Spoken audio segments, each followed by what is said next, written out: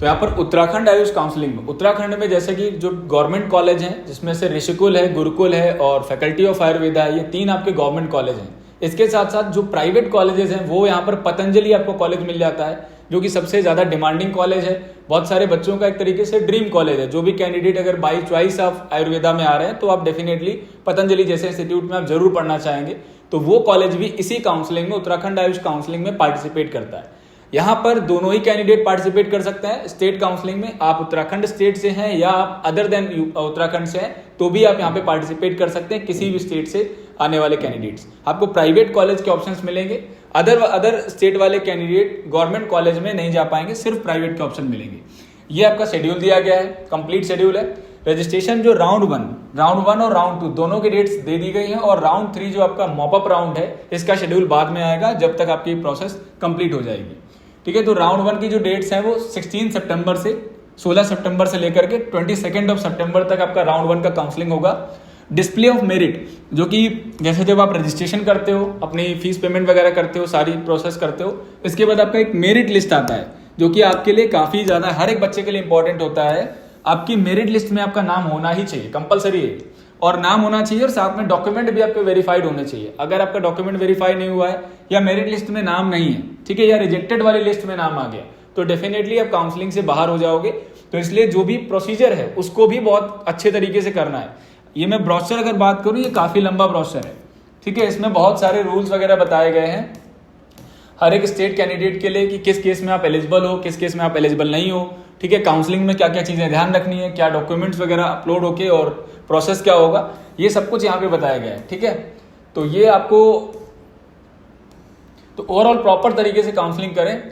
Colleges को भी पहले फाइंड आउट कर लें। किसी भी अगर कॉलेजेस के लिए प्लान कर रहे हैं, फॉर एग्जांपल पतंजलि आपको नहीं मिलता है या आपकी स्कोरिंग 200 से 300 है, अगर आप जस्ट क्वालिफाइड भी हैं तो भी आपको एक अच्छे से अच्छा बीएमएस कॉलेज मिल सकता है। ठीक है, आपको बस थोड़ा सा अच्छे तरीके से काउंसलिंग करना है, थोड़ा डेटा रिसर्च कर लेना है, कहाँ पर क्या कट ऑफ जा रही है, कहाँ पर सीटें वैकेंट आने के चांसेस हैं। इस तरीके से थोड़ा अंडरस्टैंडिंग के साथ अगर काउंसलिंग करेंगे तो टॉप कॉलेज में आपको, top BMS college, private college में एडमिशन आराम से हो जाएगा। तो कोई ऐसी दिक्कत वाली बात नहीं है।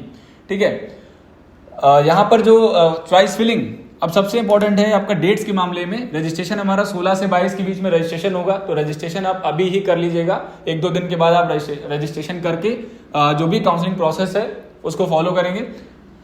देन आपका मेरिट लिस्ट 27 को आ जाएगा, फिर 28 से 29 ये वाला डेट आपके लिए इंपॉर्टेंट है। 28 से 29 अगर आपका सब डॉक्यूमेंट वेरीफाई हो जाएगा देन आपको चॉइस फिलिंग कॉलेज भरने के लिए 28 से 29, 28 से 29 के बीच में आपकी चॉइस फिलिंग होगी। ये पूरा शेड्यूल आपको अपने पास फोन पे भी रखना है। जो भी स्टूडेंट पार्टिसिपेट कर रहे हैं ये आपका शेड्यूल अपने फोन पे आप जरूर रख लें ताकि डाउट या कंफ्यूजन ना हो, क्योंकि शेड्यूल भी टेंटेटिव होता है, मे भी कई बार चेंजेस भी हो जाते हैं, तो वो वेबसाइट पे बोर्ड वाले, जो भी बोर्ड होता है वो वेबसाइट पे अपडेट कर देता है।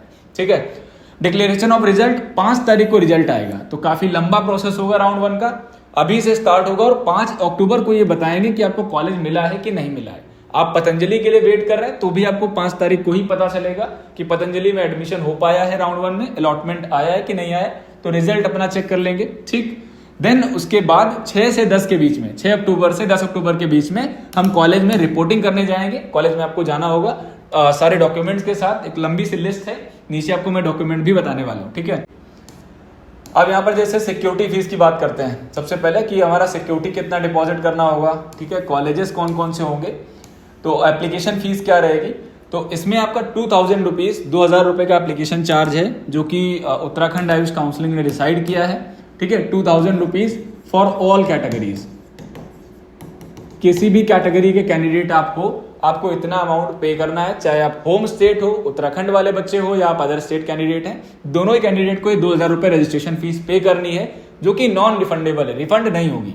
अब सिक्योरिटी क्या लगेगी, बहुत सभी जगह पे सिक्योरिटी डिपॉजिट होता है, तो यहाँ पे भी सिक्योरिटी आपका लगेगा 15,000 रुपए का सिक्योरिटी अमाउंट डिपॉजिट होगा। लेकिन अच्छी बात यह है कि ये बाद में डिपॉजिट होगा, आपको कॉलेज मिलने के बाद, जब आपका कॉलेज अलॉटमेंट में आ जाएगा, नेम आपको दिख जाएगा, उसके बाद आपको ये पेमेंट करने के बाद आपको अपना अलॉटमेंट लेटर डाउनलोड करना होगा। तो ये अच्छी चीज है कि अगर आप, बहुत सारे बच्चे इसलिए नहीं पार्टिसिपेट करते हैं कि सर वहां पे भी काउंसलिंग में पैसा फंस जाएगा, अमाउंट हम डाल देंगे, फिर वो 1 महीने 2 महीने पता नहीं कब रिफंड आएगा, क्योंकि रिफंडिंग का भी बहुत लेट प्रोसेस होता है। तो आप कोई दिक्कत नहीं है, यहाँ पे आप अगर 2000 रुपीज से रजिस्ट्रेशन करके काउंसलिंग में पतंजलि के लिए किसी भी कॉलेज के लिए पार्टिसिपेट कर लीजिए। आपको अगर मिल जाता है कॉलेज अच्छी बात है, और नहीं मिलता है तो सिर्फ आपका और कुछ नहीं जाएगा, सिर्फ 2000 रुपए का एक इन्वेस्टमेंट है, ठीक है। तो इतना तो रिस्क लिया जा सकता है, is not a big deal.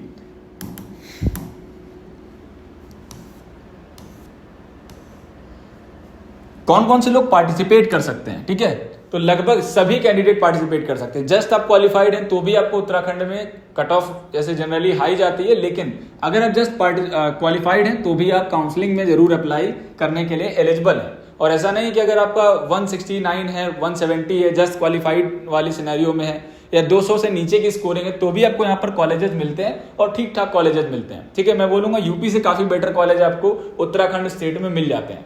Naturally भी काफी बढ़िया स्टेट है, रिच स्टेट है, तो यहाँ पे जो है आपको एक नेचर वाला वाइब भी स्टेट के अंदर काफी अच्छा देखने को मिलता है। जस्ट क्वालिफाइड कैंडिडेट जो आपका नीट का क्वालिफाइंग कट ऑफ रहा है, कट ऑफ मार्क्स रहा है, उसके अकॉर्डिंग आप यहाँ पार्टिसिपेट कर सकते हैं।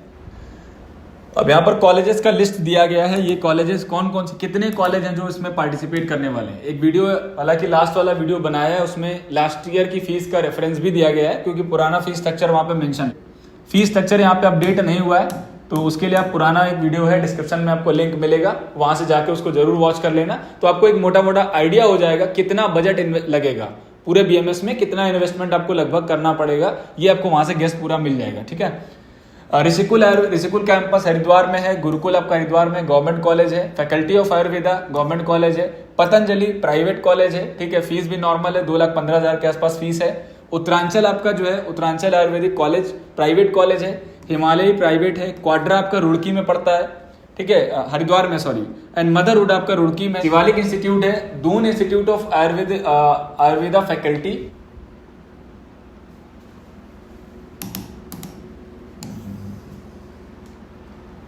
ठीक है। तो अगर हम मेन लोकेशन जैसे हरिद्वार, देहरादून, इन लोकेशंस की बात करें तो देहरादून और हरिद्वार में आपको कई कॉलेजेस मिल जाते हैं। हरिद्वार आयुर्वेद कॉलेज है, ये भी आपका यहाँ पर हरिद्वार लोकेशन पे है।